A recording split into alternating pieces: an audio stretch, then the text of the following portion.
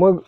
অলপ হালা খুনি আহি আছিলোঁ অহাৰ পিছত হাতীটো চাই পালোঁ চোৱাৰ পিছত মই পলাই গ'লোঁ তাৰপিছত এইফালে হাতী পথাৰত লাম্ভি কিনে মানুহটোক মাৰি দিলে ৰাস্তাই ৰাস্তাই আহি আছিলে হাতীটো খুব ডাঙৰ আছে হাতী ৰাস্তা ফালেদি আহি আছিলে তাৰপিছত হাতীটো চাই কিনে মই দৌৰি পলাই গ'লোঁ তাৰপিছত এই মানুহ এটা কৃষ্ণখেৰীয়া হাল বাই আছিলে তাৰ ওচৰত গৈ কিনে একদম মাৰিয়ে দিলে আৰু মাৰি কৃষ্ণখেৰীয়াটো চেছ হৈ গ'ল আৰু আমিও পলাই গ'লোঁ পাগলাবিল গাঁৱত 4:30মান বজাত ৰাতিপুৱা আৰু এটাই হাতী খুব ডাঙৰ আছে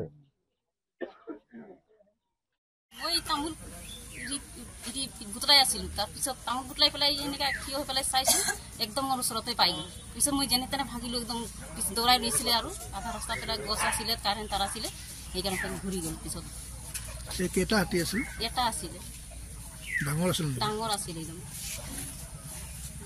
চাইজ পেলাই আৰু কি কৰিম যেনে তেনে ভাগিলে এটা মানুহে নাই চব শুই আছে আৰু কোনো ঠাই নাই